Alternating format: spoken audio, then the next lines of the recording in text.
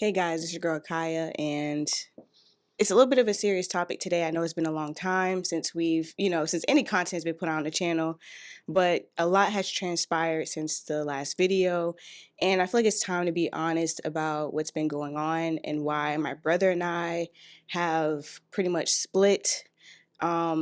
He's, done things that he's not proud of. I've done things that I'm not very proud of, and so we're gonna get into it. Psych! What's up, everybody? It's your boy Jay. It's your girl Kaya. And, I'm rusty. Psych! What's up, everybody? It's your boy Jay. It's your girl Kaya. And today, we are back. Let's go. Okay, so, let's talk about it. Yeah. It's been a long time. Yeah. A lot of things transpire. Oh, for sure. A lot of things happen. Yeah, life. I've grown up. Adulthood. You've grown up. For sure.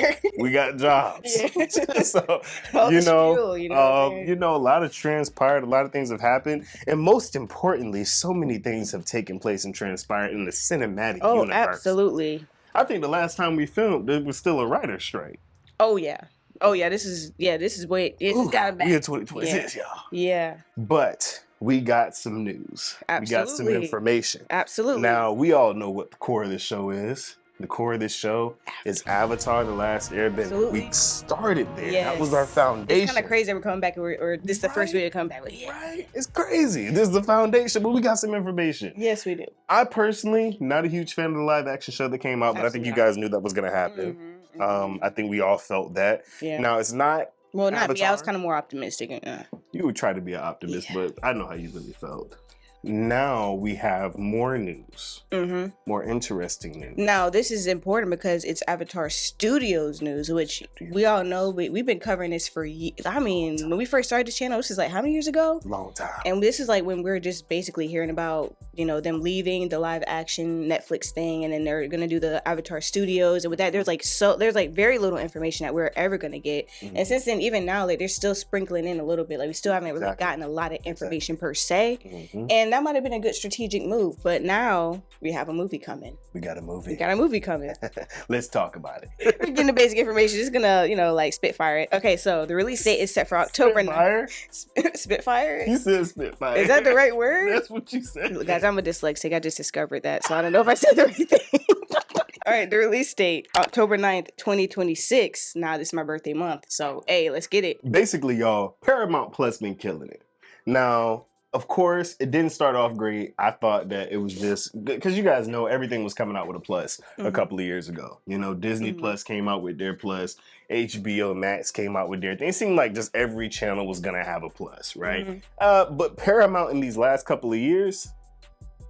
Yeah, the streaming game is messy right now. It's all messy right now. But anyways, yes, Paramount announced that late 2025 that the film would skip a theatrical release and debut exclusively on Paramount Plus. We're gonna go back to that because that's gonna be very essential later in this conversation. Extremely. But the director Lauren Montgomery confirmed on social media in March 2026 that production has officially wrapped. The final cut has already been screened for the cast and the crew. Yes, indeed. So the official title for this movie is titled The Legend of Aang, The Last Airbender. The setting is roughly 10 to 12 years after the original series. The gang are now young adults. Aang and Toph are approximately 24, Katara is 26, Sokka is 27, and Zuko is 28.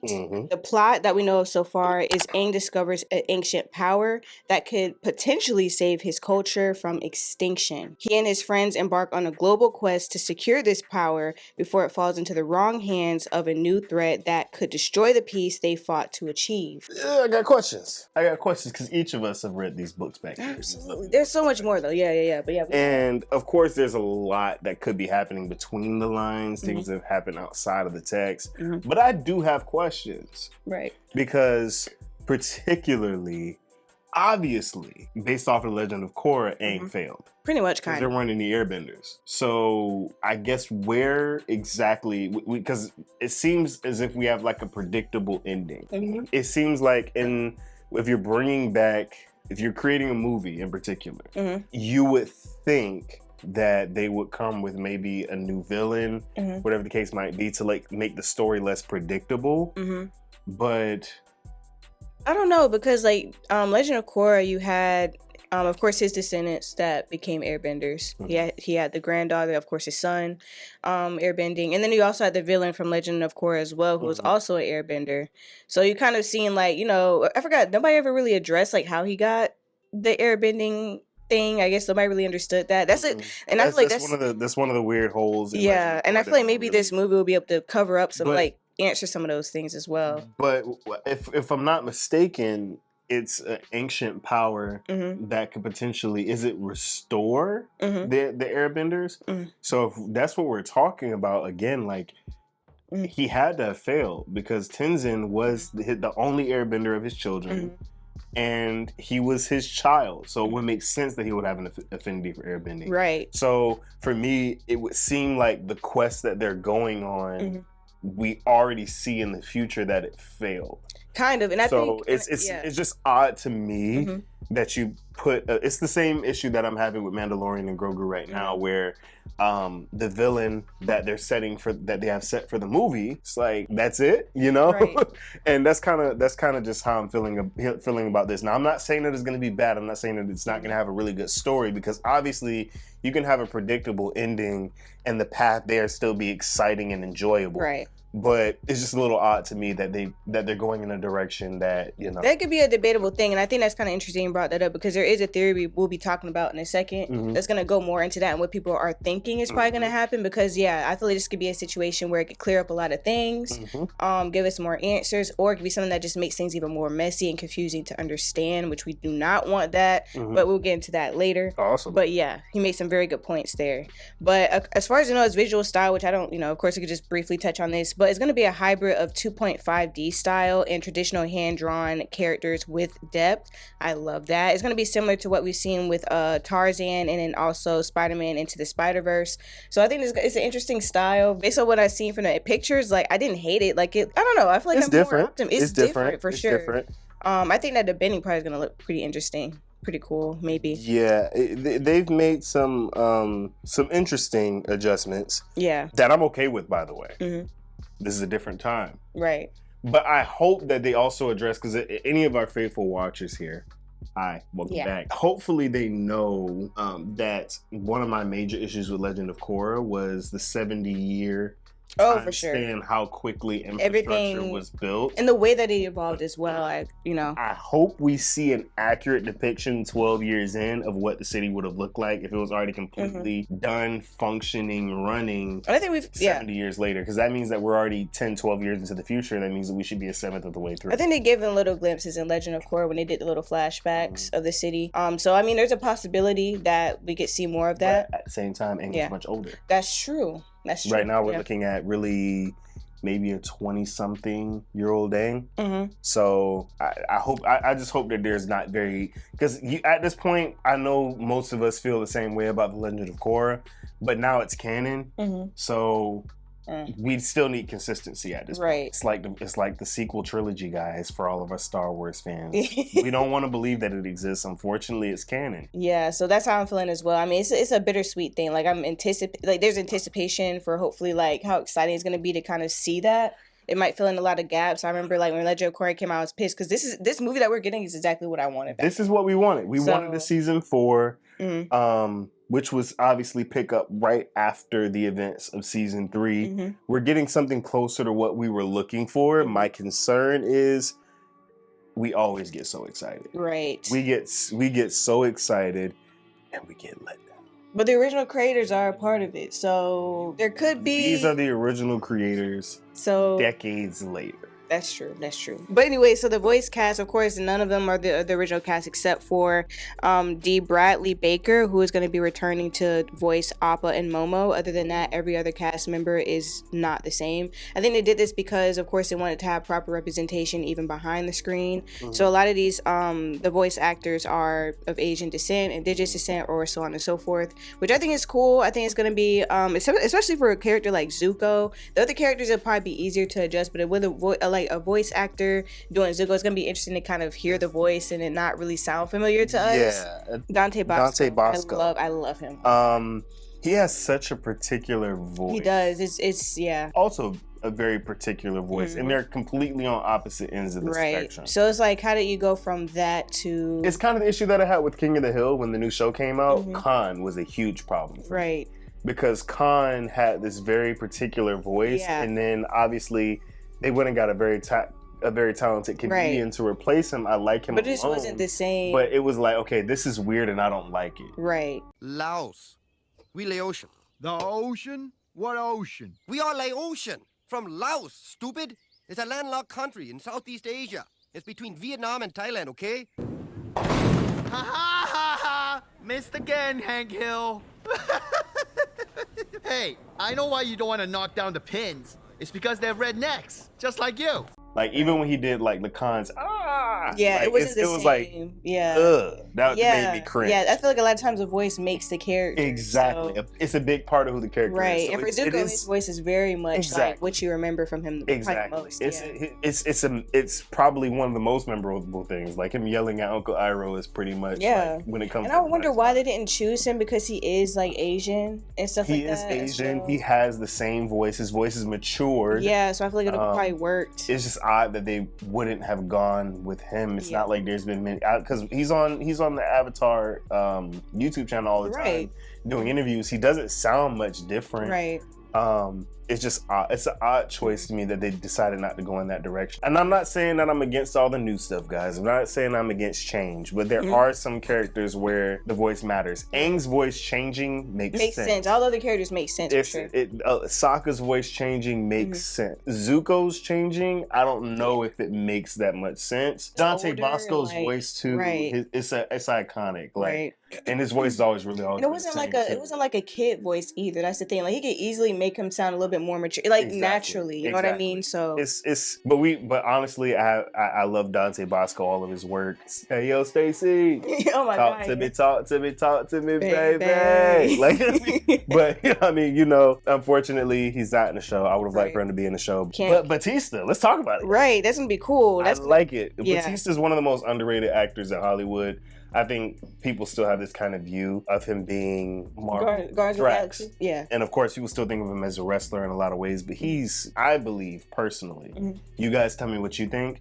I think that he's the best professional wrestler turned actor that we've ever seen. I mean, some people might say Roddy Piper. I hope you don't say Hulk Hogan. Some people probably say The Rock. I hope you don't say Hulk Hogan. The Rock has shown some abilities as of late, but as far as just being able to diversify, because The Rock doesn't do different things. I think he's stepping out of his comfort zone, probably the Smashing Machine. Dave Bautista, everything that he's been able to do in his career, I'm excited to see what he does in the voice acting that's gonna be so cool moving forward, because I know he's up to the challenge. He's an extremely hard worker, so I'm excited to see. I think he's gonna pull off being a villain as well, being the antagonist. For sure, he has the voice. He has the voice to do it. He was an amazing heel when he was a professional wrestler. So basically the only person they brought back was animals. Yeah, pretty much. That's pretty much it. So this movie is gonna be a part of the expansion for the Avatar universe, and we're gonna go briefly over the Avatar Studios plan, how they're gonna extend the universe further. So this film is the first of 3 planned animated features. While the first focuses on the adult Aang gang, Aang gang. Is nobody calling it that? Because when you say gang, it's just kind of like, okay, who do you mean? The Aang gang, okay? When you was trying to sell me on it, like, Aang gang. Let's make it a thing, the Aang gang. So early reports suggest that the second movie is rumored to be a prequel focusing on the past Avatar, possibly before Yang Chen. So this will actually be interesting. I'm kind of feeling a little bit of a gap that we have there. I don't feel like we've really talked about any Avatars prior to because you have Roku, Wan, Korra, Kyoshi, Yang Chen, and Aang, and Korra.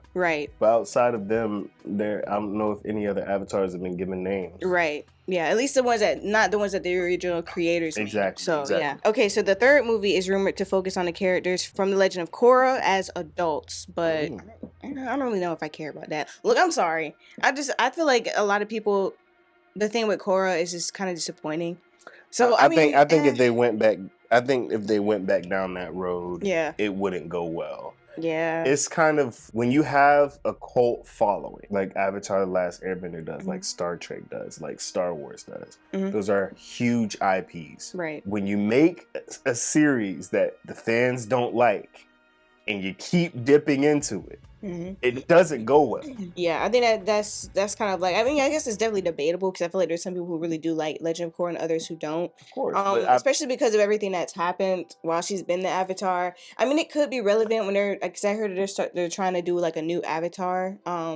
So her story might be, of course, relevant to that. I'll say this. You know, coming out with another one after her. It is the cinematic progression from Aang, but it seems as if fans are trying to avoid that. Avatar fans are trying to avoid that as much as possible. Yeah. That would lead me to believe that the majority of the fandom is against Korra, because if they were for it, there would be there would already been more. You guys let us know what you think down below. Like, is that the case for you, or is it something different? So there's talks that there's going to be a new series. It's going to be a 2D animated series titled Avatar: Seven Havens. It was announced alongside the movie's streaming news and will also premiere on Paramount Plus. So we have some things to look forward to, I guess. A lot of things to look forward to. This is good. We're gonna get some good Avatar content. I think this movie is going to set the stage for everything else. So hopefully it'll be good, and then we could really be excited for the other stuff they have coming. And of course, let's talk about the theory, right? So yeah. Let's get into the theories. Yeah, right? Because Aang finds a way to communicate with a forgotten avatar from long before the era of Avatar 1, which is automatically groundbreaking because Avatar 1 was believed to be the first Avatar. Right.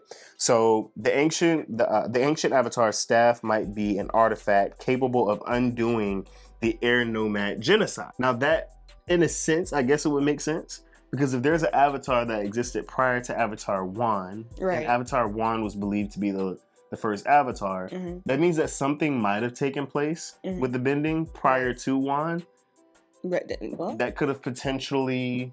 That's possible. So I guess that is a way to do it if you wanted to do it that way. Now, I'm not saying that's what it is, but I'm just I'm going through this in my mind at the same time as you guys. Now, the conflict is, fans speculate that the movie's emotional core will be Aang struggling with the temptation to literally bring back his people via time manipulation, only to realize that with Team Avatar's help, you're trying to get that gang.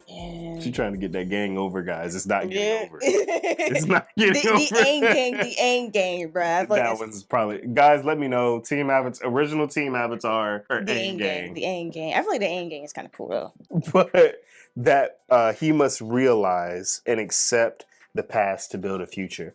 I think that that's very on brand for Aang. I think that sounds like a natural conflict for him. That it seems like he never, in the Avatar: The Last Airbender show, like it doesn't feel like he ever got over the air nomads being wiped out. Right. I think he came to some level of closure in certain instances, but I don't think he ever really got over it. And it might have, I would think that it would have affected him greatly in the last episode, seeing all the nations there, and not having any of your people, like none of your people being there, right?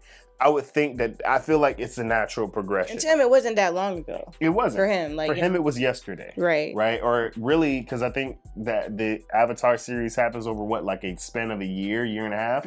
So between a year and 2 years. So it was really 2 years ago. It was right around the corner, you know? So that would make sense. I think that there wasn't a full level of peace. Of course not. I feel like, just imagine, like, just in a real world of things that actually happen, like that, genocides, you know, that happening right now, like, or anything from history that we see. Like, if any of those people had the opportunity to bring back their people, I'm pretty sure, like, of course, that's a no-brainer. Like, you want to do that. You know what I mean? Yeah, so...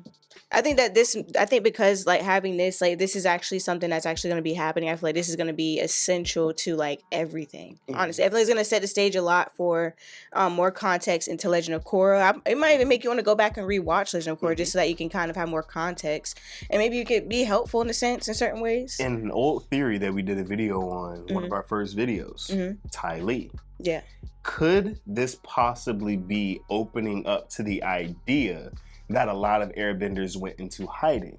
Yeah, and then that leads into kind of the other theory that Korra, because there was a resurgence of airbenders at one point. Yeah. Maybe those weren't non-benders that became benders. Maybe those were airbenders who had their abilities awakened. it's possible that Yeah. that could be, Who look. you know, but check this out. Dave Bautista's Airbender villain theory, right? Yeah. So Bautista's villain is the subject of intense speculation, people. A popular theory suggests that he isn't a generic conqueror, but a lost airbender. The premise, he could be a descendant of the air nomads who survived the initial genocide by hiding and abandoning their pacifist ways. Because you think about it, and my thing is, I honestly never thought the airbenders were pacifists, to keep it 1000%, just because I read about Yang Chen. oh yeah, she's a crazy one. She was inventing brand new ways to kill people. Yeah, I'm thinking like for real, like if you think about it realistically, I'm like had to be some that literally survived and just had to kind of lay low. Of course, they're probably hunted because of course not every airbender was in the temples, so they're actively, of course, killing the airbenders throughout the years.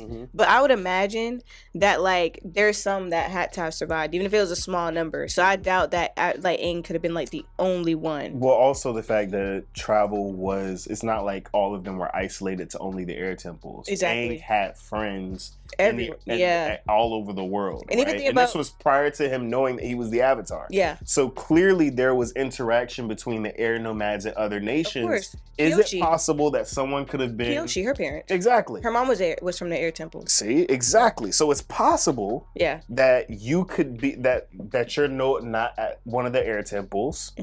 And this thing goes down, you find out about it and go into hiding. Yeah, so I mean, I would be open to that theory, and I feel like that kind of answers some questions for a lot of people who wonder, like, there had to be some that survived. It's very difficult to wipe out. Right, everyone. and especially if this villain's difficult. supposed to be like, he's supposed to be more violent and trying to uphold their culture and stuff like that, his way, but of course, like, kind of through violence. You have to think about the generations that probably where it led to that, because they probably had to be like, maybe like even if they couldn't be like outright using their airbending, like they had to kind of, you know, Not keep to their mention culture there's good protected. motivation for that villain. Why?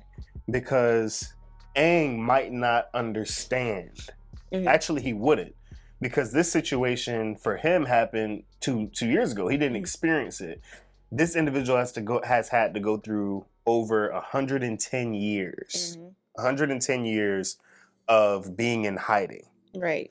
So this individual is probably second generation, probably a generation removed from the air nomads being wiped out, has an entirely different view Of society, on what of took everything. place in society than what Aang does. Right. So now it goes back to the dark mirror. And maybe that it also lead to resentment for Aang for leaving. That could probably bring that topic back up again. Absolutely. Because like then he's facing would've somebody known. who's a result of like, you know, him doing what he did, you know. Exactly. Yeah. But at the same time, if Aang had stayed there, He would have been out. Like he would have been out of there. unless he went Into Avatar state. But even still, I don't know if that would have been enough. I don't think it would have been I enough. don't know if that'd be enough. But of course, the Dark Mirror, this would make him a dark reflection of Aang, someone who kept the culture alive through violence and vengeance rather than spirituality. This mirrors the Hama-Katara dynamic, but on a much larger genocidal scale. Yep. Only problem with that, specifically, where it says kept the culture alive. Air Nomad's culture is dead. Yeah. No one's a practicing air nomad. Are you trying to revive it through violence and genocide? I don't know why you would need to do that in an era of peace. But I guess that's one area where there would have to be some screws tightened. Because for me, it's like, how are you keeping a culture alive that died? I mean, Especially if you're in hiding. right. I mean, the only way I could think they probably kept it alive is probably just certain traditions that they kept that they had to probably do secretly amongst each other, maybe teaching each other the history, like, you know, keeping things alive in that sense. That's not genocidal. That's not genocidal, nor is it violent or vengeful. You understand what I mean?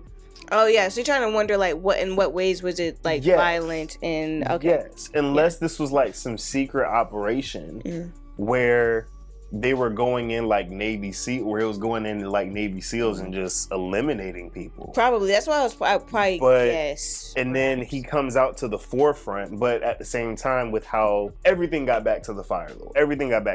Yeah, because like, they had such a tight squeeze on everywhere. Everything, yeah, like, yeah. And everything. Yeah, if they did it, it'll probably have to be in a sense of like not using any sort of airbending or anything like that. Just probably being like, you know, sort of criminals, just like a rebel, right? But it's just that's one area. But at the same time, this is also one person that we're seeing so far. So. Yeah, this is just it's also a theory. So yeah, of course, there also have been some disagreements, right? Controversies. Controversy. I think one of the biggest ones for me is that only slightly going back to the whole theatrical thing and not. Of course, we're expecting to see this movie in theaters. That's what everybody was excited about because we're talking about the original creators. Can you imagine the chaos at your local theater? I'm saying, and the thing is, the amount of people that would be showing up with bald heads. It would be such a thing to kind of unite all the fans into something that we know is from the creators. It's been something that we've been anticipating for years, so many years, like dedicated fans. And to finally be able to see it in theaters would have been crazy amazing. And the thing is that I feel like one of the biggest things for me is that we want to keep theaters, even just outside of that, like we want to keep theaters in business. And so my issue with streaming is it kind of takes away like that in-person experience to things that we love and enjoy. And so the fact that they decided not to put it in theaters and to put it behind a paywall, like on a streaming platform, it's less special. It's less like community, like fan, you know, like just being around other fans. It just kind of like, it's a huge missed opportunity. It's great for Twitch streamers.